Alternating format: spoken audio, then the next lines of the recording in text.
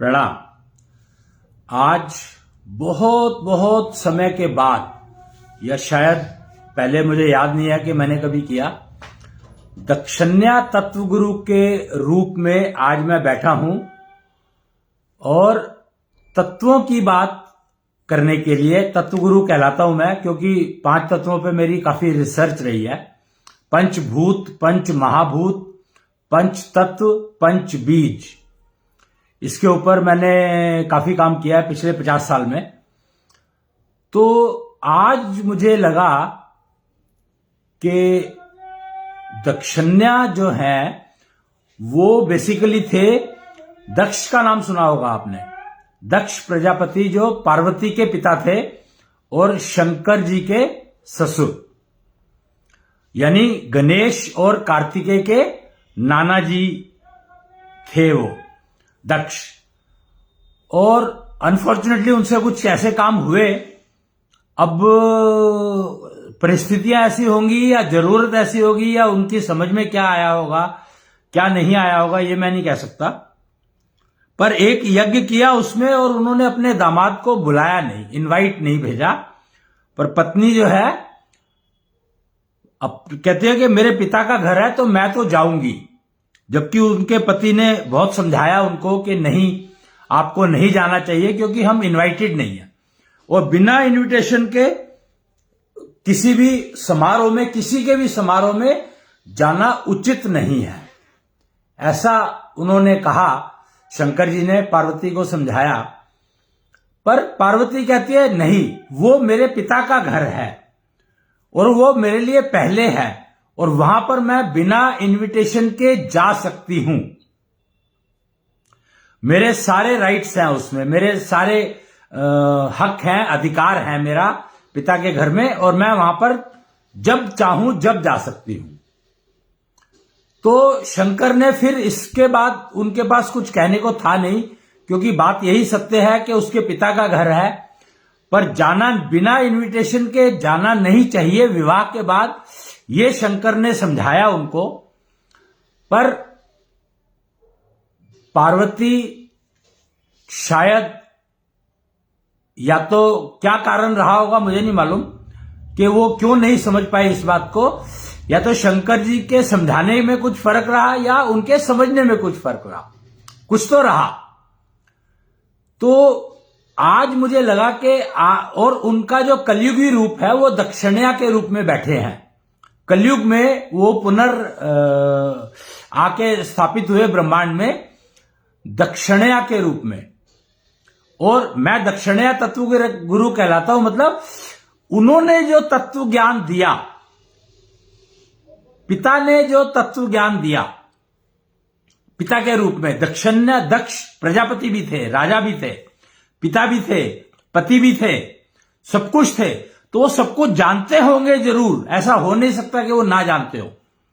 और उन्होंने अगर शंकर को नहीं बुलाया उनके दामाद होते हुए भी, तो इसका कोई ना कोई कारण तो जरूर रहा होगा, और मेरे ख्याल से वो कारण समझना बहुत आवश्यक है। तो यहां पर मैं ये कहूंगा कि दक्ष जो है, क्या वो शंकर को पहचानते नहीं थे? ऐसा हो नहीं सकता कि दक्ष शंकर को ना पहचानते हो। तो फिर ऐसा क्या कारण हुआ होगा?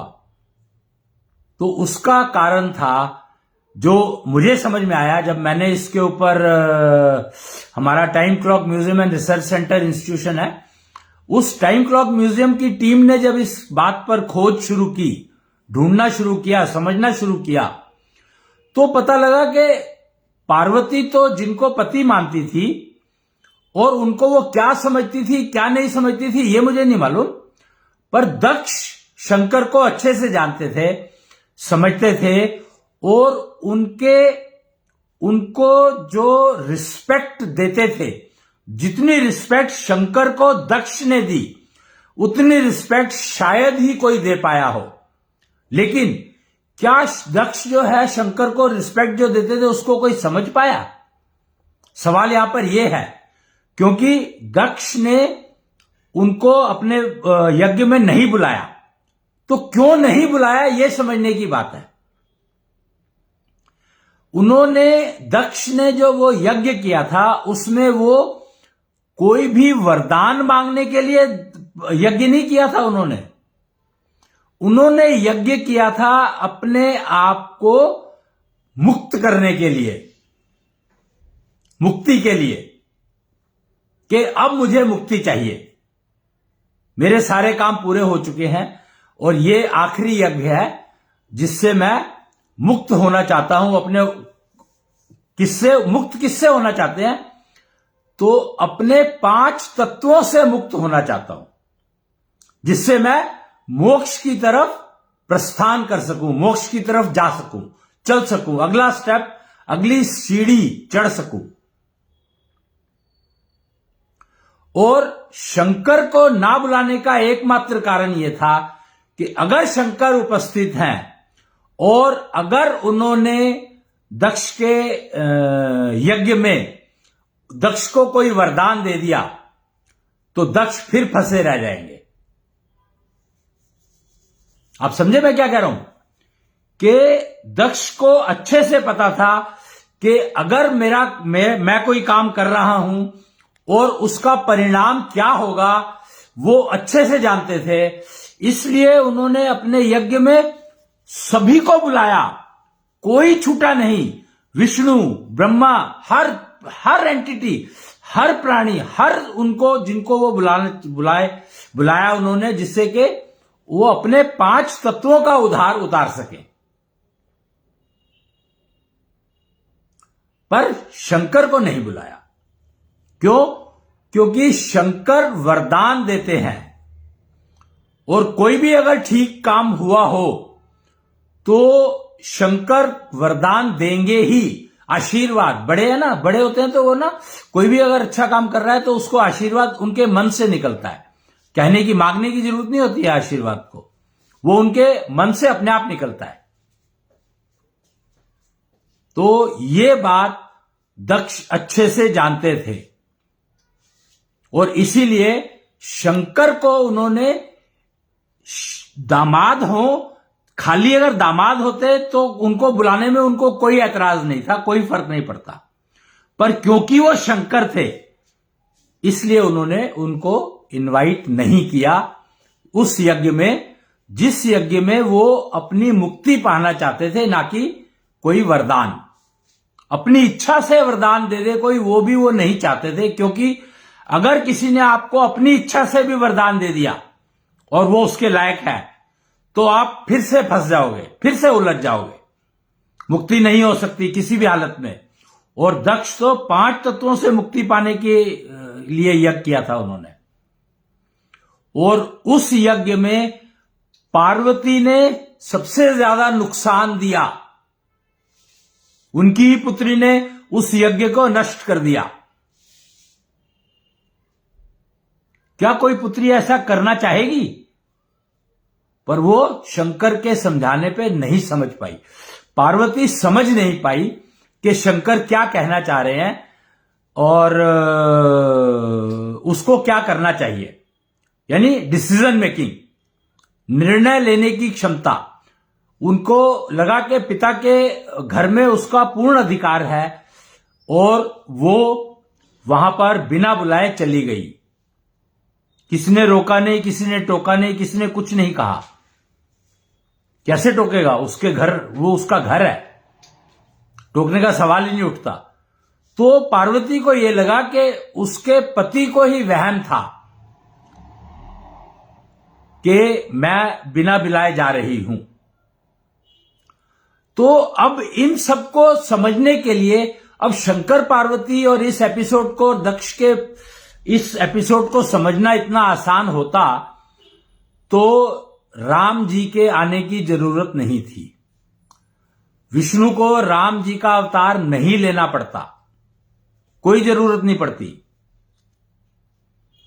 राम का अवतार, राम रूप में अवतार जो लिया विष्णु ने, तो वो उनको वो अवतार लेने की मजबूरी हुई कि उन्होंने बताना था उस कारण को जिस कारण से पार्वती, शंकर अपने पति की बात नहीं समझ पाई और वो यज्ञ जो कि पंच तत्वों से मुक्ति के लिए दक्ष ने किया था वो फेल हो गया, क्योंकि जिस लक्ष्य को लेकर के किया गया था वो यज्ञ तो अपूर्ण रह गया। इसीलिए कलयुग में अब दक्षन्या के रूप में आए हैं।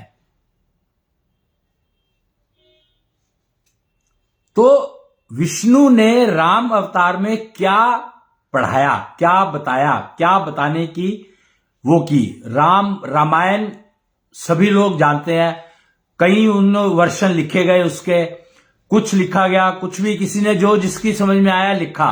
तुलसीदास जी ने लिखा, वाल्मीकि ने लिखा, हो सकता है किसी और ने भी लिखा हो, शायद दक्षिण के कुछ लोगों ने भी प्रयास किया रामायण लिखने का। पर रामायण को अभी तक सबने जो लिखा वो सिर्फ दो ही एंगल से लिखा, साइंस के एंगल से लिखा। क्या एंगल? साइंस का एंगल क्या है? साइंस का एंगल है मतलब राम जी के किए हुए क्रियाकलाप, क्या क्या किया उन्होंने, और रावण के एंगल से कि रावण ने क्या किया। सीता जी के एंगल से लिखा ही नहीं किसी ने। इवेंट जरूर मेंशन है उसमें सीता जी के कुछ, पर सीता जी के एंगल से नहीं लिखा उन्होंने कुछ भी।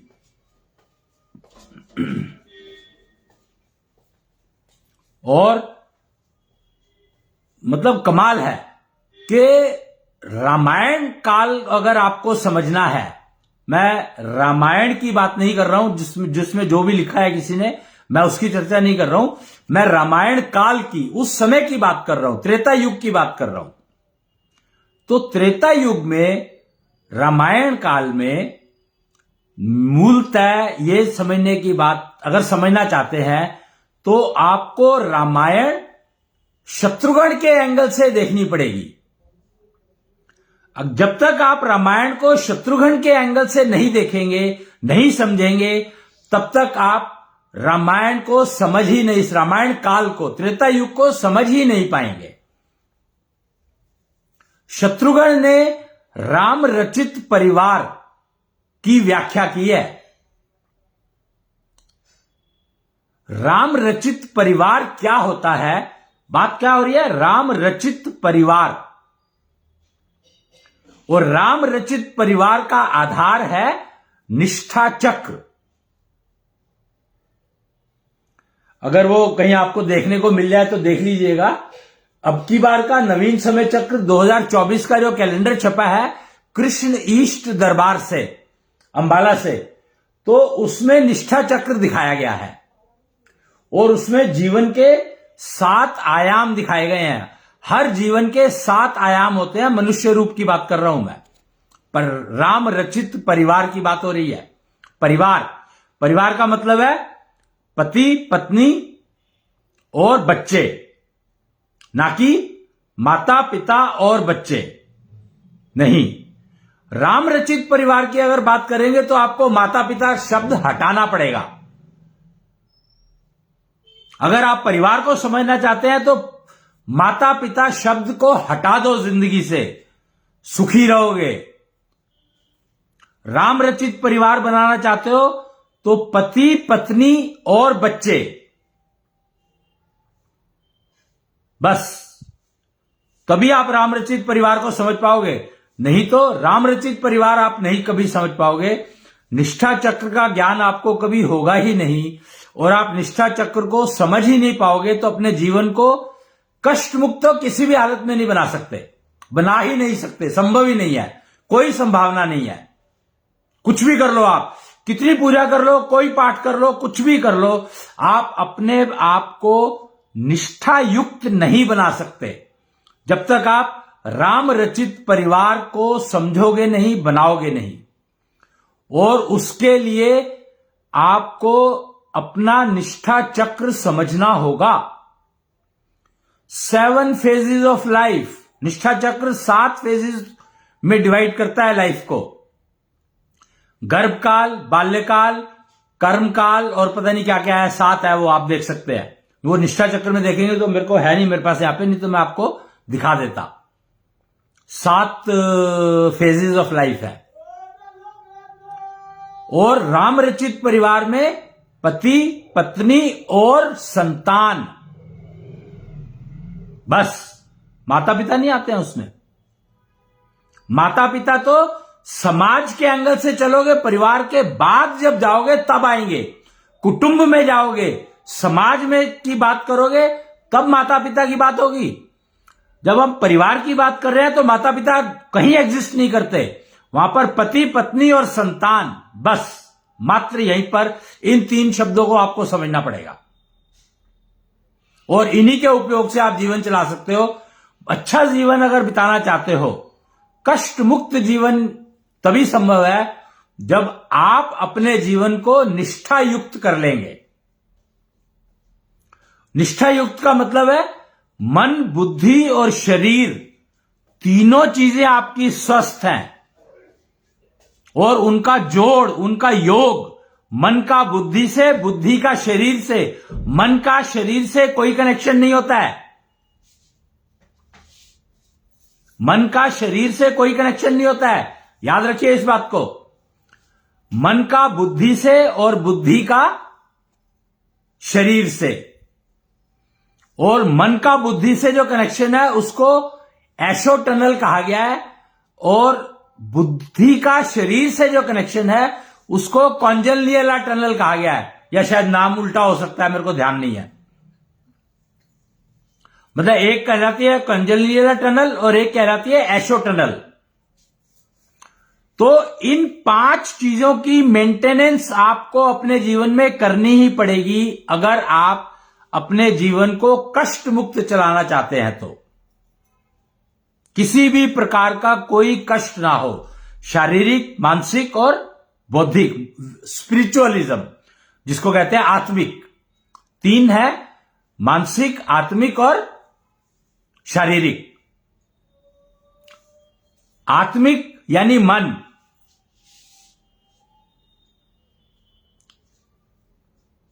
शारीरिक यानी शरीर, और मानसिक यानी बुद्धि।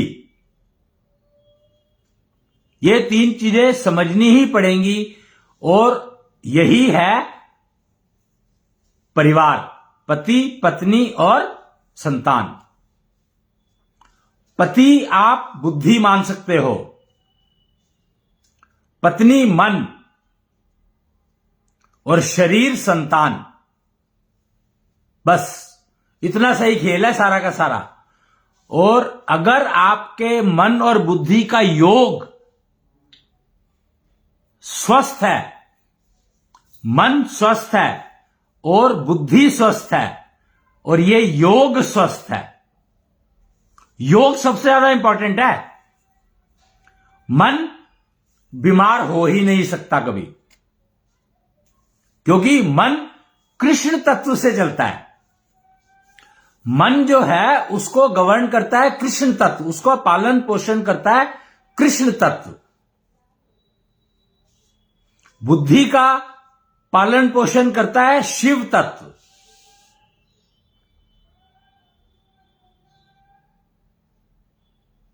और शरीर का पालन पोषण करता है कृष्णांश तत्व। तो आप देख लो कि ये 3 तत्व हैं और ये 3 आपको ठीक रखने हैं। प्रॉब्लम क्या है कि ये 3 तो ठीक रखने हैं, मुश्किल काम नहीं है, लेकिन जो जोड़ है योग, वहां प्रॉब्लम आ जाती है। वो जो ब्लॉकेजेस जिसको कहा गया है ना, वो ब्लॉकेजेस आ जाते हैं। मन ने कुछ कहा, वो जो कहा वो बुद्धि को पूरा ठीक से सुनाई दे, यहीं पे गड़बड़ हो जाती है सारी की सारी। शंकर, मन मैंने बताया पत्नी, और बुद्धि बताया मैंने पिता, पति।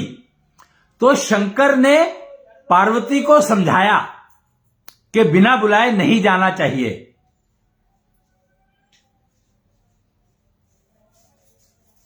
नहीं समझ आया क्यों? क्योंकि जो योग था उसमें कहीं ना कहीं कोई कमी होगी।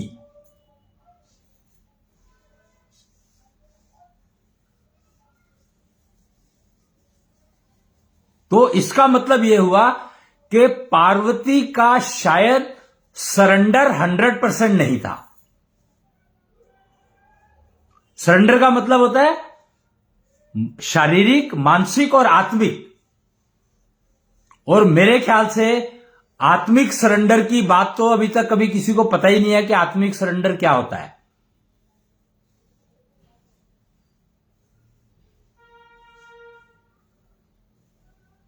तो विवाह का अर्थ ही अभी किसी को पता नहीं है मेरे हिसाब से कि विवाह का मतलब क्या होता है।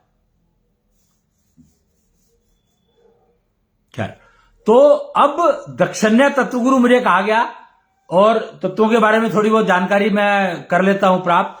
नाड़ी ज्ञान, वो नब्ज ज्ञान होता था, उसका मैं थोड़ा सा जानकार माना जाता हूं, तो उसमें कुछ काम करता हूं। तो और मेरे ख्याल से यही एक शायद कारण रहा होगा कि मैं इतनी सारी चीजें एनालाइज कर पाया। जब हमारी टीम में डिस्कशन होते हैं तो डिस्कशन होने के बाद उसमें बहुत सारी चीजें समझनी पड़ती है। आप टीम के अंदर सारे तो एक्सपर्ट है नहीं इस ज्ञान के, और मैं नाड़ी ज्ञान का एक्सपर्ट भी कहलाता हूं।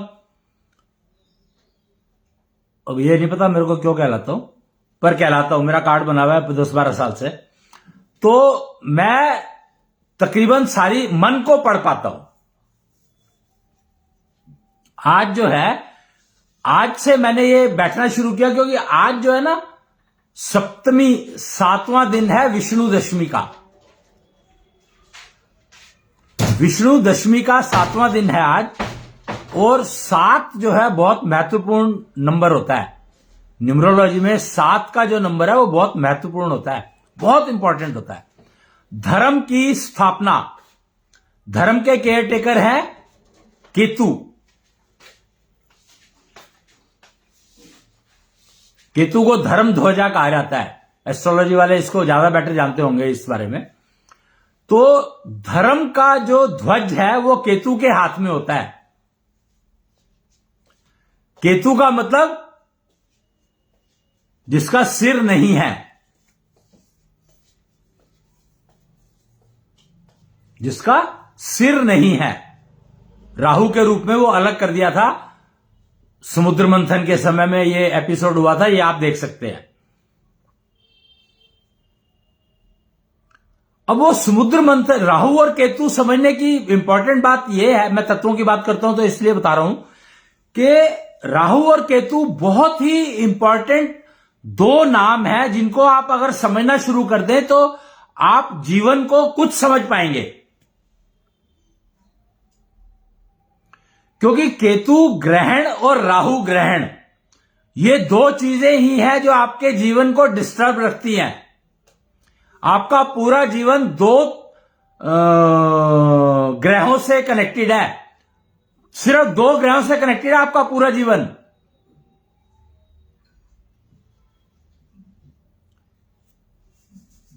सूर्य और चंद्रमा। गर्दन से नीचे का हिस्सा चंद्रमा और गर्दन से ऊपर का हिस्सा सूर्य। तो आप देखो, आपकी जो सेंसेस हैं सारी की सारी सूर्य के पास है। पर सेंसेस का कनेक्शन मन के पास है। सेंसेस का कनेक्शन दिमाग से नहीं है। सारी सेंसेस कनेक्ट होती है मन से। कोई भी आप खराब चीज देखते हो तो आपका मन बेचैन हो जाता है। बुद्धि बेचैन नहीं होती है, मन बेचैन हो जाता है।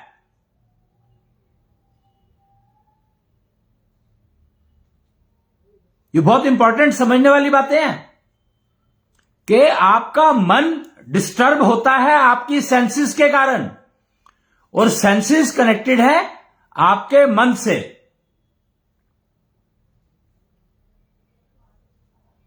और बुद्धि कनेक्टेड है आपके शरीर से। पर यह नहीं है कि बुद्धि मन से कनेक्टेड नहीं है। मन जो है बुद्धि को डायरेक्शन देता है सोचने की। सोचने का काम बुद्धि का है, मन का नहीं है। मन का काम है सेंसेस के हिसाब से डायरेक्शन देना, और उसको एग्जीक्यूट शरीर से करवाना है। उसकी डायरेक्शन बुद्धि देती है। हाथ को कहती है तू ये काम कर दे, पैर को कहती है तू यहां चला जा, आंखों को कहती है तू बंद हो जा अगर तेरे से नहीं देखा जा रहा है तो।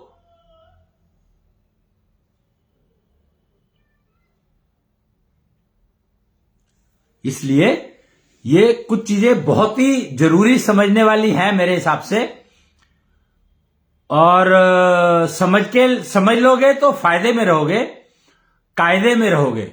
और कायदे में रहना सीखना है, फायदे में रहना सीखना है तो निष्ठा युक्त जीवन, कष्ट मुक्त जीवन संभव।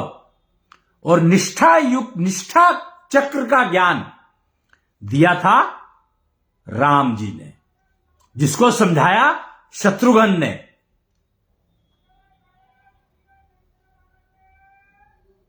बहुत इंपॉर्टेंट इंफॉर्मेशन शेयर कर रहा हूं मैं आपके साथ। और अगर आप राम रचित परिवार बनाना चाहते हैं तो आपको अपनी निष्ठा जागृत रखनी पड़ेगी, अपने निष्ठा चक्र को फंक्शनल रखना पड़ेगा। तो निष्ठा चक्र की इंपॉर्टेंस समझो आप, कि पुरुष में निष्ठा चक्र नाभि से नीचे होता है और स्त्री में निष्ठा चक्र नाभि के ऊपर होता है। अगर आप कोई नाड़ी ज्ञान के विशेषज्ञों से बात करेंगे तो आपको बताएंगे वो कि सिर में ना एक पॉन्स करके कोई वो होता है, कंपोनेंट है, कोई फिजिकल कंपोनेंट है जिसको शायद पॉन्स कहते हैं। वो कछुए के आकार का है, कछुए के आकार का है। उसमें से 5 या 6 तो नाड़ियां निकलती हैं और 10वां द्वार उससे निकलता है। पर वो 10वां द्वार वो है नहीं, एक्चुअली वो 11वां है। खैर मैं उसमें जा नहीं रहा हूं डिटेल में, क्योंकि वो एक अलग अपने आप में बहुत बड़ा चैप्टर है। पर मैं ये बता रहा हूं कि उसकी पोजीशन नारियों में और पुरुषों में अलग होती है। अगर पुरुषों में वो इस तरीके से है तो नारियों में वो इस तरीके से है। फर्क समझ रहे आप? कि पुरुषों में वो ये जो उंगलियां हैं वो इस तरफ है और अंगूठा इधर हो गया, उल्टा उसका वो है, ऐसे और ऐसे। तो लिंग अगर समझने आपको, जैसे कुछ ना एक न्यूट्रल जेंडर जैसे कहा जाता है, जिनको हम लोग शिखंडी कहते हैं, शिखंडी वंशज कहलाते हैं, जो नर भी नहीं है पुरुष भी नहीं है, जिसको आया था। तो उनको अगर आप समझना चाहते हो कि वो नर है या पुरुष है, तो आप उनके निष्ठा चक्र को समझो।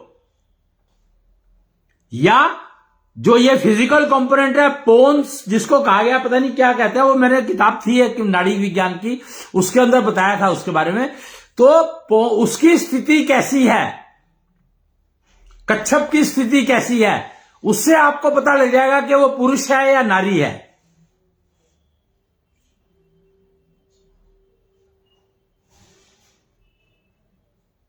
और ये एक किस्म से आप ये समझो कि जो डिफॉर्मिटी है उसको ठीक किया जा सकता है, संभव है वो।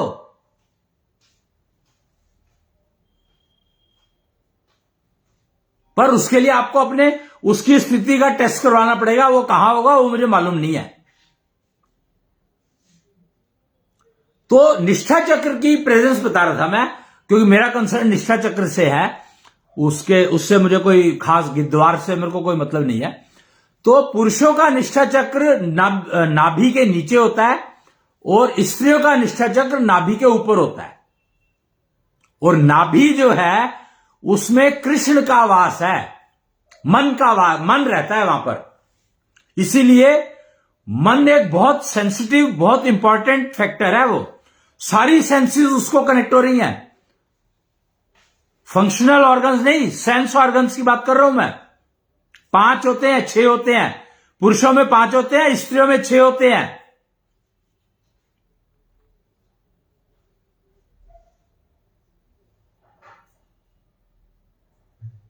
तो ये एक बहुत ही इंपॉर्टेंट इंफॉर्मेशन थी कि परिवार को अगर समझना है, परिवार को राम रचित परिवार बनाओगे तो सुखी रहोगे, ये पक्की बात है।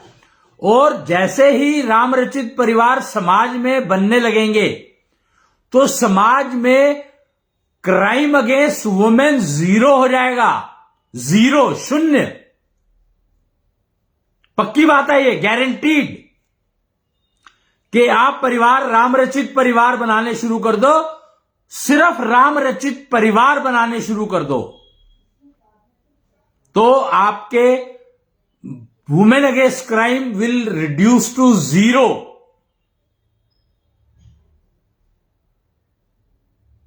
पर अपना अपना निष्ठा चक्र जागृत रखना पड़ेगा, कोई हल नहीं है आपके पास। जागृत भी रखना पड़ेगा, मेंटेन भी रखना पड़ेगा। और निष्ठा चक्र मैंने बता दिया कि कहां प्रेजेंट है। और षोडशी गोपाल आ चुके हैं, मेरे पास अभी है नहीं, यहां पर मैं दिखाता आपको, नहीं तो आप कहीं पर भी नेट पे सर्च करेंगे आपको शायद मिल जाए।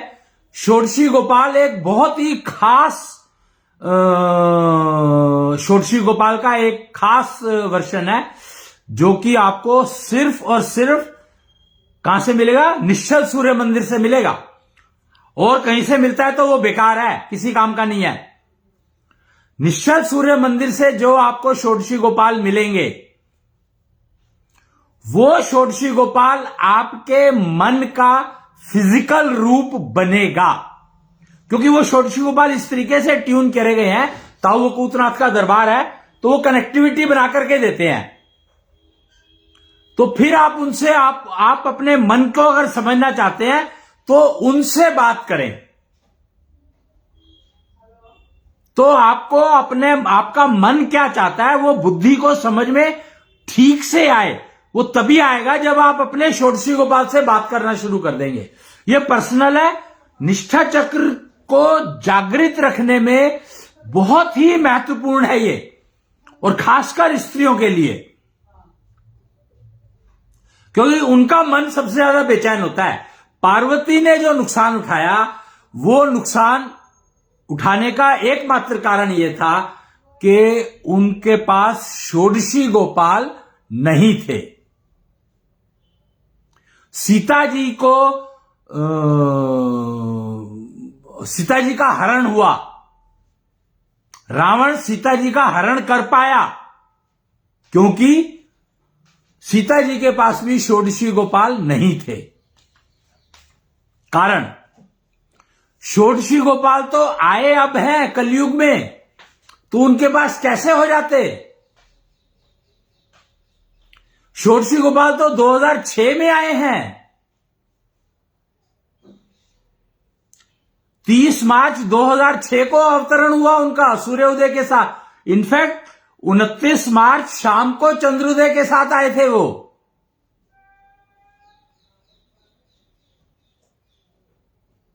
और 2006 की जन्माष्टमी पे दिखाई दिए थे पहले, सबसे पहले 2006 की जन्माष्टमी पर वो दिखे थे।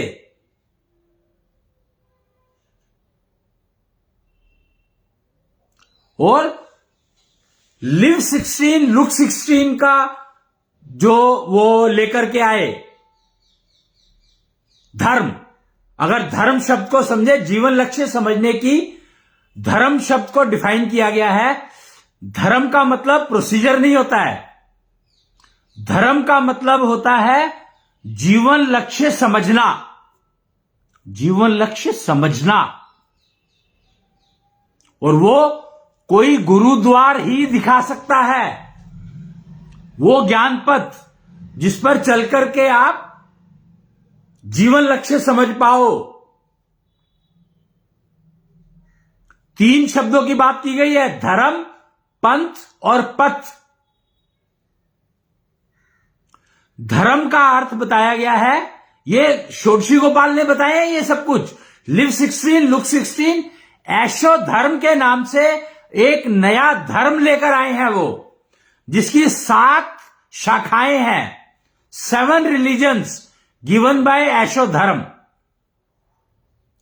7 रिलीजन दिए हैं ऐशो धर्म ने, यानी 7 पाथ, अलग फेज में अलग रास्ता, 7 फेजेस ऑफ लाइफ, और हर फेज में अलग रास्ता पकड़ना पड़ता है। यह नहीं है कि एक पकड़ लिया उस पर चलते रहे आप तो आपको कुछ मिलेगा, नहीं मिलेगा, कुछ भी नहीं मिलेगा, न मिला ही नहीं आज तक किसी को कुछ भी। तो ऐशो धर्म ने बताया निष्ठा युक्त जीवन ही कष्ट मुक्त जीवन बन सकता है। और निष्ठा अपनी अपनी, जीवन अपना अपना, माई लाइफ, माई कर्मफल, माई पथ। धर्म, पंथ, पथ। पंथ का मतलब है प्रोसीजर्स, धर्म का मतलब है जीवन लक्ष्य, पंथ का मतलब है प्रोसीजर्स और पूजा विधियां, प्रोसीजर्स, और पथ का मतलब है वो रास्ता जिस पर आप चल करके जीवन लक्ष्य प्राप्त कर पाओ। पंथ कोई भी अडॉप्ट कर लो, ये बदलने ही पड़ते हैं। जैसे जैसे एज का काल, आपके जीवन का काल, समय बदलता है, उसके हिसाब से आपको पथ बदलना पड़ता है, तो प्रोसीजर बदल जाएंगे।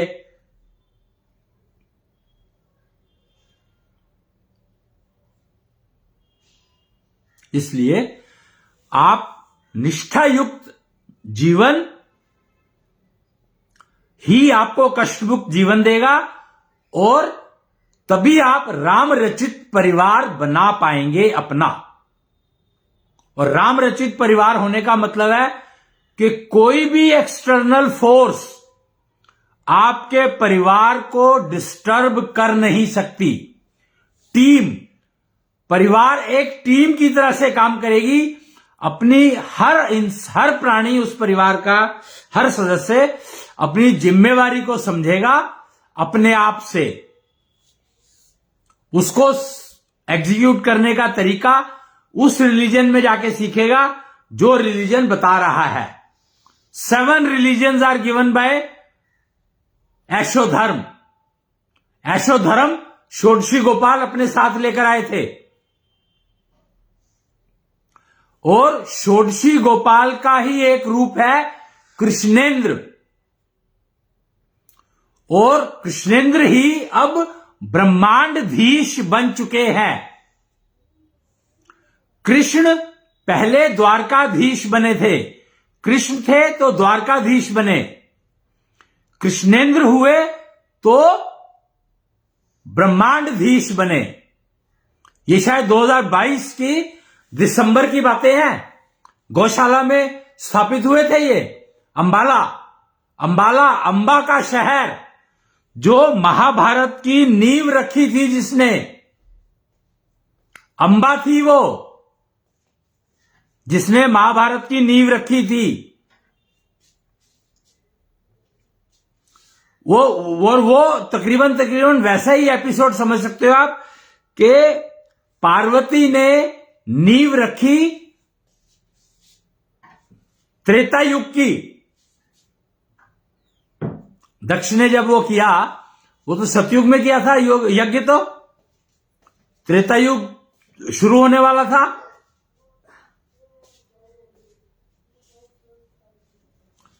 तो पार्वती ने, क्योंकि उस समय में षोडशी गोपाल नहीं थे, तो उन्हें अपने मन की समझ में आई नहीं कि मन क्या दिशा दिखा रहा है, और पति ने जो समझाया वो समझ में आया नहीं, मन ने ओवरराइड कर दिया और वो यज्ञ में चली गई।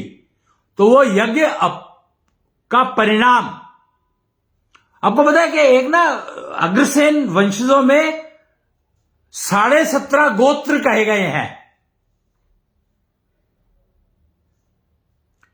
क्यों? क्योंकि उसमें जो 18वां गोत्र पूरा नहीं माना जाता, अपूर्ण माना गया, क्योंकि उसमें जो यज्ञ हुआ था वो पूर्ण नहीं हो पाया था। काम सारे हो गए थे, भाई यज्ञ की जो फाइनल थी उसमें जो प्रसाद बनना था उसमें कुछ फेर बदल कर दिया गया प्रसाद में। तो जो यज्ञ करवाने वाले ब्राह्मण थे, वेदी पर बैठे थे, उन्होंने कह दिया कि यह अपूर्ण हुआ है, पूर्णाहुति नहीं हुई, क्योंकि प्रसाद की पूर्णाहुति डलती है यज्ञ में। हवन और यज्ञ में फर्क है। यज्ञ में पूर्णाहुति डलती है प्रसाद की, हवन और यज्ञ में यही फर्क है कि यज्ञ में प्रसाद की पूर्णाहुति डलती है, तो वो डल नहीं पाई उसमें, तो अपूर्ण रह गया। ऐसे ही दक्ष के यज्ञ में हुआ,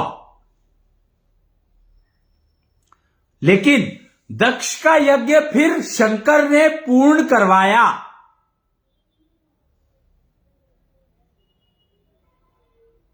क्योंकि दक्ष का तो गर्दन काट दी गई थी वीरभद्र द्वारा, फिर उसके ऊपर दोबारा से गर्दन लगाई थी शायद बकरे की गर्दन लगाई गई थी उसके ऊपर, दक्ष के ऊपर, और फिर यज्ञ पूर्ण करवाया गया। तो वो गर्दन बकरे की लगाई थी किसने? शंकर ने। वो टेक्नोलॉजी शंकर के पास थी, उन्होंने ही गणेश जी को हाथी का सिर लगाया था।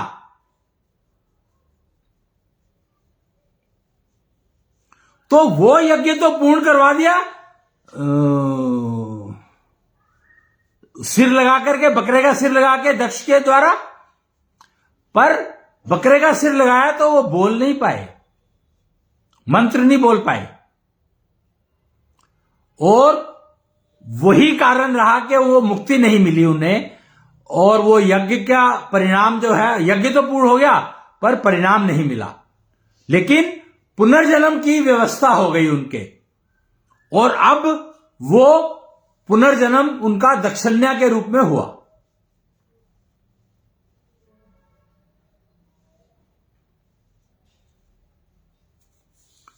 तो ये एक मैगजीन है, आप देख सकते हैं, सरोकार नाम लिखा है इसका, और इसमें ना एक आर्टिकल छपा है, ये जो है कौन से 20वें वर्ष का 12वां अंक है ये। इसमें एक आर्टिकल छपा है, मैंने रखी थी आपको दिखाने के लिए। इसमें किसी ने एक आर्टिकल लिखा,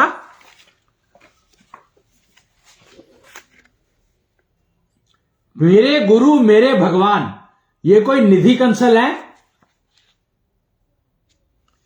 निधि कंसल है, और इन्होंने बताया शिक्षक और अध्यापक सम्माननीय हैं तो गुरु पूजनीय है। फर्क बता रहे हैं ये, शिक्षक अध्यापक और गुरु में फर्क बताया इन्होंने कि शिक्षक और अध्यापक सम्माननीय है तो गुरु पूजनीय है।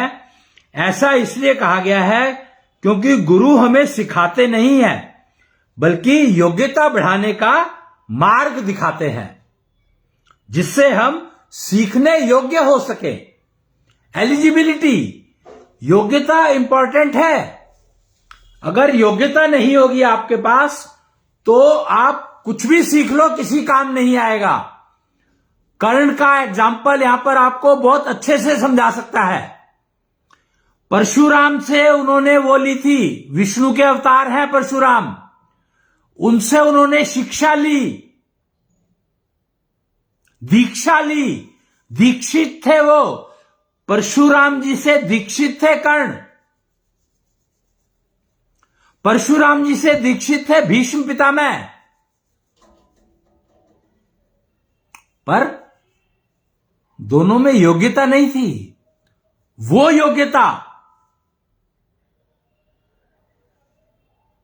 जो गुरु से मिल सकती थी और उन्होंने परशुराम को अध्यापक के रूप में स्वीकार किया, गुरु के रूप में नहीं स्वीकार कर पाए। ऐसे ही रावण ने नंदी शिव को गुरु के रूप में वो स्थापित नहीं कर पाए, वो अध्यापक के रूप में स्थापित कर पाए। इसीलिए ये लोग योग्यता ना होने के कारण ही इन्होंने सारे नुकसान उठाए।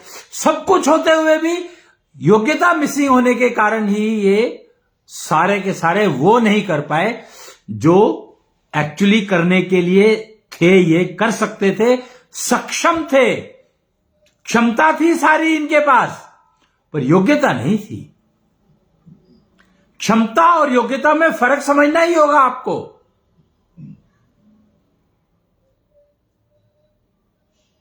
और योग्यता जो है वो राम रचित परिवार में पत्नी ही दे सकती है। योग्यता कैसे बढ़वानी है, कैसे, मां को पहला गुरु कहा गया, तो पत्नी ही तो मां बनती है, तो पत्नी ही योग्यता दे सकती है बच्चों को। इसलिए राम रचित परिवार में माता पिता का महत्व नहीं है।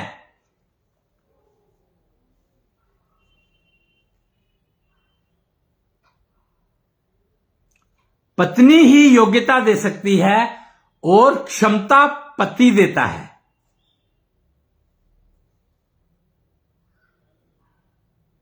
तो निष्ठा चक्र उस निष्ठा चक्र के हिसाब से ये डिफाइंड है चीजें सारी की सारी। तो गुरु जो है आपको योग्यता बढ़ाने का रास्ता, या किसके पास जाओ गुरु को बता सकता है कि वो गुरु है। रावण की मां ने सिखाया था उसको कि अगर ये पैरामीटर मिले तो वो गुरु होंगे, यानी उनसे आपको शिक्षा मिलेगी, दीक्षा मिलेगी। रावण ने जैसे ही देखा अपना सिर काट के दे दिया, तो फीस पहले दी। सिमिलरली कर्ण ने फीस पहले दी। ऐसे ही क्या कहते हैं उसको, भीष्म ने फीस पहले दी। द्रोणाचार्य को कौरवों और पांडवों को सिखाने के लिए फीस पहले दी। द्रोणाचार्य ने नुकसान उठाया कि उन्होंने फीस लेकर के गुरु बने वो, तो वो गुरु नहीं थे, अध्यापक थे, आचार्य थे, द्रोणाचार्य कहा जाता है। तो आचार्य, अध्यापक और शिक्षक हो सकते हैं, लेकिन गुरु योग्यता बढ़ाने का रास्ता दिखाता है। गुरु अध्यापक भी हो सकता है, शिक्षक भी हो सकता है, और गुरु तो है ही। अध्यापक गुरु नहीं हो सकता, शिक्षक अध्यापक नहीं हो सकता। तो ये फर्क समझने होंगे आपको। तो आज, अब समय बहुत हो गया है, तो मैं आज का यहीं पर विराम अपने दूंगा, अपने मतलब इसको। और आपको एक ना पोयम है, इतनी शक्ति हमें देना माता, और एक पोयम है, इतनी शक्ति हमें देना दाता, मन पे विश्वास कमजोर हो ना। तो दो शब्द हैं यहां पे, माता और दाता। तो माता पत्नी बनती है और दाता पति बनते हैं, तब वो जाकर के माता पिता बनते हैं।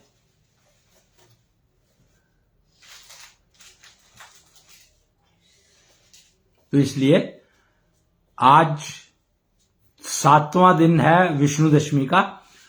21-22 को शायद पूर्णाहुति होगी। 22 तारीख को कितने काम हो रहे हैं देखो आप। विष्णु दशमी की पूर्णाहुति होगी, राम मंदिर में प्राण प्रतिष्ठा होगी, और राम राज्य, राम रचित परिवार की ट्रेनिंग प्रोग्राम की घोषणा भी होगी। यह निश्चल सूर्य उग्रसेनपुरी से होगी। उग्रसेनपुरी कहां है? उग्रसेनपुरी दिल्ली में पिन कोड 19, और जो केंद्र है वो है माता काली माता चौक। कालका जी में काली माता चौक है, वो केंद्र है। उसके 3 किलोमीटर का घेरा उग्रसेनपुरी कहलाता है। उग्रसेनपुरी यानी, उग्रसेन कौन थे? कृष्ण के नाना जी, देवकी के पिता।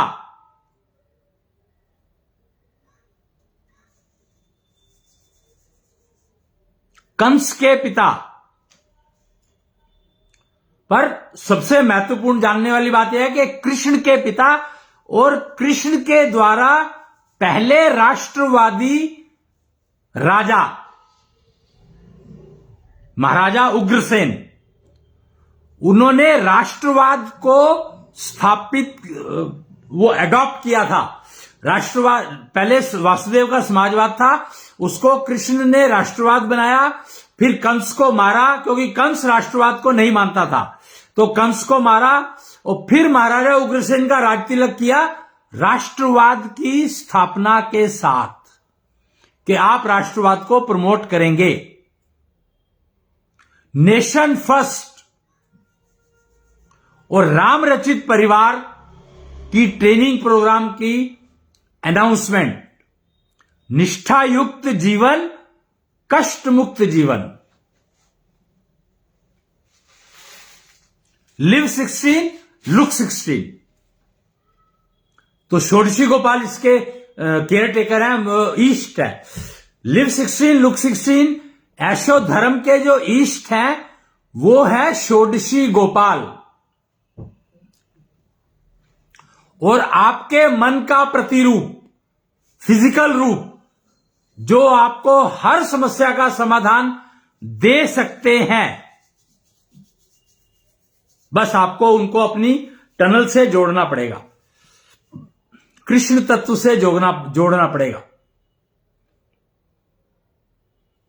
जो कि बहुत आसानी से संभव है। सिर्फ आपको मात्र आधा घंटा रोज लगाना है और फिर आपको एक्सरसाइज, वो कुछ करने की जरूरत नहीं है, कोई कहीं जाने की जरूरत नहीं है। आप अपने आप में सेल्फ सफिशिएंट होंगे और आपको निरोगी काया एश्योर्ड है। मतलब ये मैं बता रहा हूं कि आप अगर अपने मन से, अपने षोडशी गोपाल से अगर जुड़ जाते हैं तो आपको निरोगी काया निश्चित है मिल जाएगी, पक्का मिल जाएगी। और निरोगी काया का मतलब है निरोगी मन, निरोगी तन, निरोगी बुद्धि। निरोगी बुद्धि मतलब कंफ्यूजन फ्री।